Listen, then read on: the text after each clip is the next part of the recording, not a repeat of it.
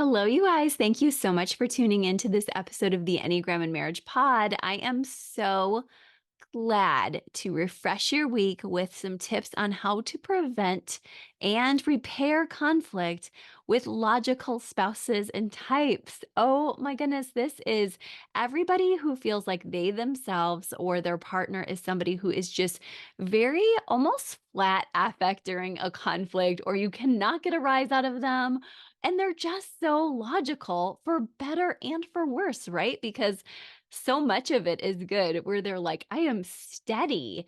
And then so much of it is frustrating to those who are more passionate or positive. So today's special mini pod is tips for you if you are stuck in this space with them. If you feel like I cannot seem to get out of this cycle that we keep finding ourselves in, partly because they're logical. Or if you're like, I am logical, how am I supposed to do this with a spouse who doesn't get it? Even if, and I will just say that sometimes we have two logical spouses who are logical in different ways. So we're going to go through all of that today. I am so grateful. I just want to say thank you so much for tuning in for our entire Igniting Your Sexual Instinct series. I loved finishing it up on Monday as we process more about hormones and layered our work a little bit with that final pièce de resistance to one more time break the shame around periods and menstrual world. It's just part of it all. So make sure you go back to that so that you can actually get some great tips all through the series, from foreplay to intimacy building to troubleshooting and to even making sure you visit your medical providers as needed. That is such a big deal. And it's the part of marriage you don't share with other people. So don't ignore it, don't neglect it.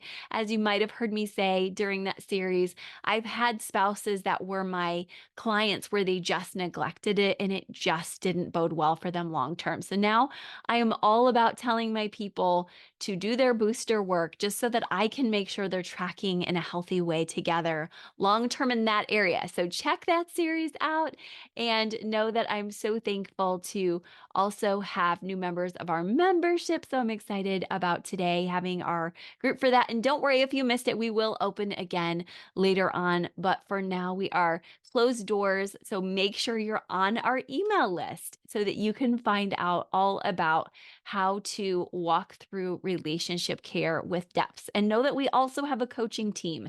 If you maybe missed that window, but you need somebody to help walk you through, do not wait longer if you're in trouble. We don't want to see you when you're past trouble. And of course, we will see you and we love you then too, but we want to prevent as much going down the spiral as possible to lift you up right from where you are.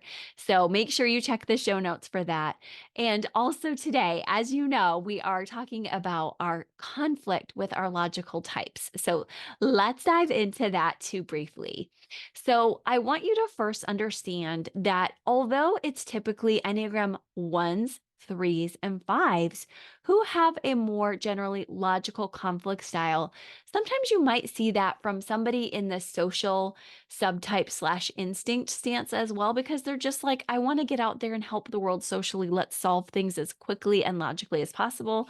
Or you might have somebody who's more self-preservation based, and they too might say, I don't have a lot of cards to spend, so I want to solve problems from that angle. You might also see this from somebody whose attachment style is withdrawing, just in that sense of, I don't want to give as much because I feel like it won't be wise. So I'll be logical and I'll withdraw a little bit from the relationship. And of course, the problem with just leaving it there is that we miss out on relating. We get into one of the four horsemen of the apocalypse in marriage, stonewalling, that John Gottman, the number one marriage researcher in the world, talks about. So we just have to be mindful that doing our work to help us to learn, why are people logical only sometimes, and how can that be good? How can that be healthy and wonderful?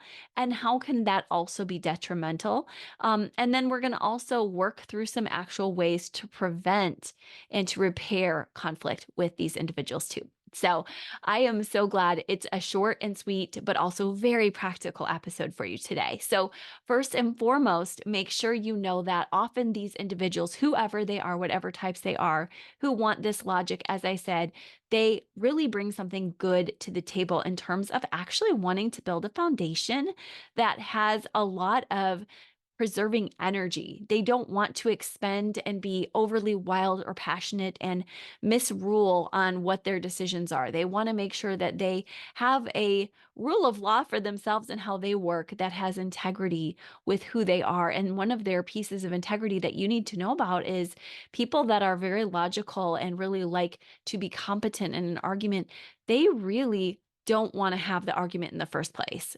And I know somebody is probably in their car right now, like, yes, exactly, because they know that it's not fun and they know that it's, liable to get out of control. And so they really want to stay level headed in order to make it worse, in order to preserve unnecessary energy, and in order to make sure that they get to stay the course. They want to have a linear equation and they want to make sure that you guys actually get from point A to point B. They don't want to just have a positive stance where they are just looking in the clouds but missing what's really there. And they don't want to either dig up things that aren't relevant, where it's going back so far into the nebula that we have lost sight of the actual pragmatic solutions for this relationship. So I wanted you to know that because oftentimes people feel very alienated or ignored when somebody has that logical style and they feel like they don't care when exactly the opposite is true. So I just want to give you that first caveat so that you know it's so important that you allow yourself to see the care is different, but it's absolutely there so that you can tell yourself this new internal story. Because what I know, because I'm working with couples all the time and fighting, right? Every single week, week in, week out. This is what I do for a living for 20 years. And so I will tell you the patterns that I see are that when somebody is logical and their spouse doesn't understand that, the narrative they spin for themselves, of course, because trauma loves to repeat itself, right? It's just the track our brain sometimes gets on, and it's the easiest route forward, right? It's like, oh my gosh, I'm afraid I'm scanning for negativity. So our brain says to us, it's because they don't care. So that's your first step in even preventing unnecessary conflict or from conflict going out to areas where it has no business going and keeping it really to the issue at hand is to just say, my spouse or partner cares deeply, but they just care differently from me. And they don't want to expend unnecessary energy or resources. They want us to get back to having fun and having a good life together. And that's why they want to keep it logical and straight. And also to tell yourself that they don't have this past with being more reactive or positive because that's part of their own trauma cycle was this was the way that they kept themselves safe. So that helps you to set good boundaries with yourself when you have these expectations that they should be just like you, when you instead choose to remember. Not only do you have to work on your own inner script with seeing them a bit differently, but also extending a bit more compassion that, oh man, the downsides, I know the downsides of being logical all the time is you miss the joys and you miss the heights of passion sometimes in order to just be logical. You don't always get to share your heart as well. But perhaps it wasn't safe for them to do that. Perhaps they grew up in an environment that just didn't feel like it would be safe to be really passionate or that they would really be able to be joyful in the face of terror. So I know I grew up with a spouse who is very logical, and there were pieces that just would not have made sense had he made any other moves. Even if now I would like for him to add on and become more expansive. And I think that when we're at our best, when we're climbing Maslow's mountains together, right? When we're headed up that peak and we're approaching the summit, yes, it is amazing when your partner can go to that space where they are logical, but also positive and also passionate. Like, wow, all of the above. That's really important, right? And that's beautiful. But sometimes we're along the foothills or we're in the falling rock zones, and we know that they're going to default back to their safe zone of logic and competency and conflict. So you also need to know that about them and show patience for that. Show some sense of, I understand this is how you're wired. And when you feel afraid or upset, that you go back to this naturally. That's very important. Now, as you process that with me, I want you to allow yourself a moment to just close your eyes if you're not driving. And if you are, just allow yourself to visualize for a second that you are in an argument with them and they are giving you that same logical stance. Maybe you see that their face just is resolute and doesn't show much. They're not really showing their cards and they're just being straightforward and they're trying to process linearly. And I want you to imagine yourself saying, okay, they just care differently than me. This is the way that makes sense to them. And they probably feel a bit stressed right now. So they're not at their best, incorporating all this positivity and passion. And I'm going to lean into what they have to say here in the hopes and in the faith that they will become more expansive as I make it a safer place to hear them exactly where they're at. So that's the first half of your assignment with them.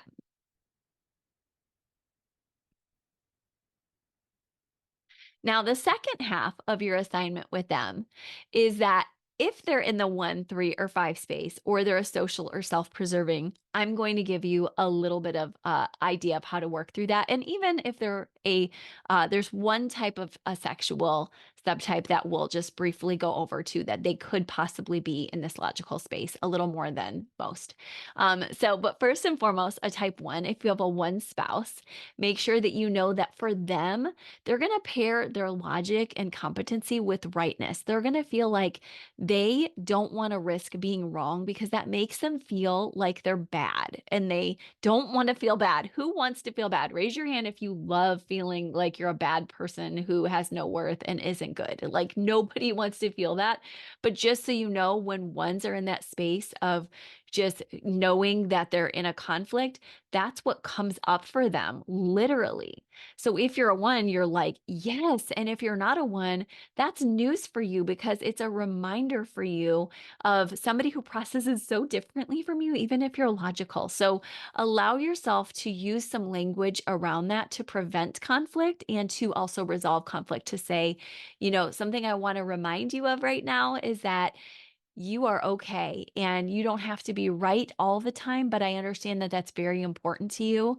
And I want to make sure you feel ethical and strong even as we approach compromise. That's a great way to lean into a 1.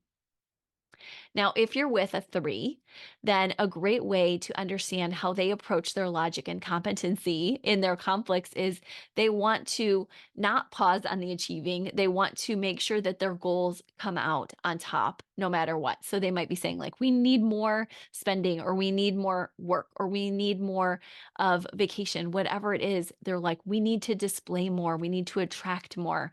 And it's going to be important for you to help them to know the relationship is secure outside of just that performance.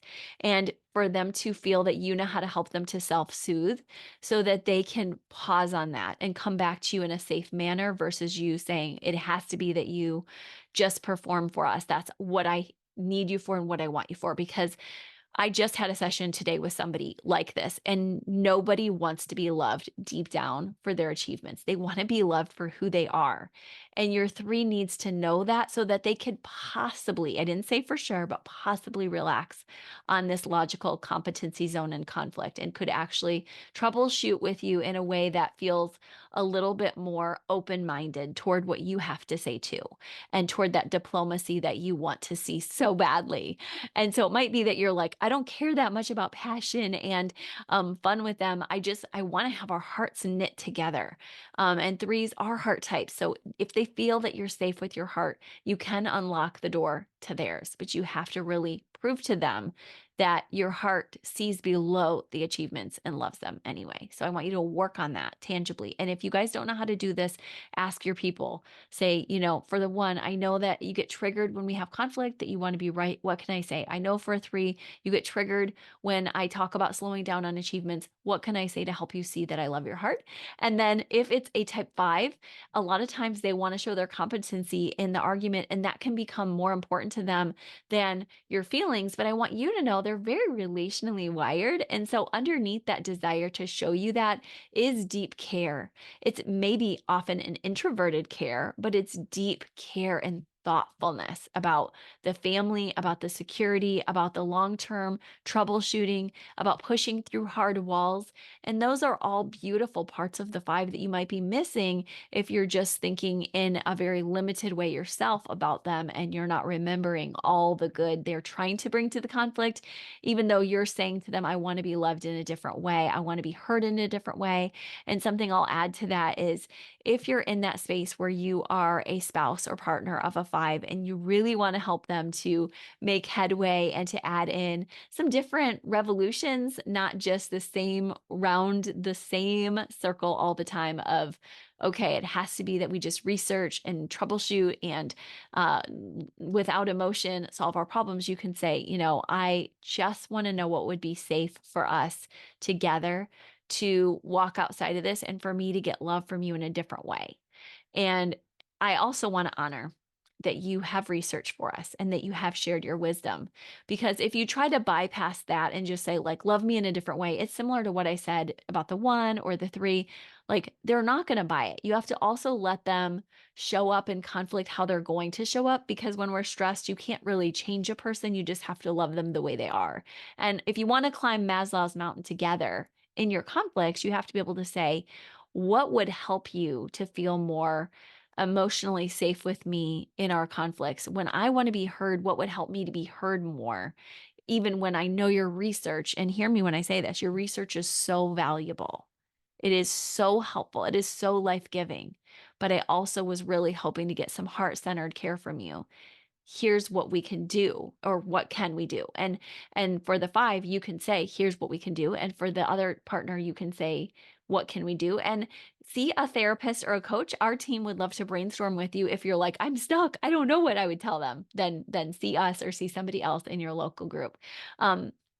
Now, I said I would cover this briefly with the social and self-pres and maybe a bit of the sexual instinct too. And for the social types, just to understand that there's a deep draw for them to help and save the world as much as they can. And I think we all have a little bit of us that in us, right? Like, here I'm doing this podcast right now, and I'm like, oh my gosh, I can help my clients, but I can also help others. And I think that we want to have humility, like, okay, maybe I'm helping one person, maybe three, maybe five. But it doesn't mean that we aren't trying to be good and helpful. It means that we're trying to be humble and good and helpful, right? So everyone has some of that. You're probably like, I'm helping with my family, I'm providing for them, or I'm providing their work at home, or maybe I have a job, or maybe I'm a teacher. Whatever you're doing, there's something you want to help the world with. And if you don't, I hope you'll be able to get there as you get healthy.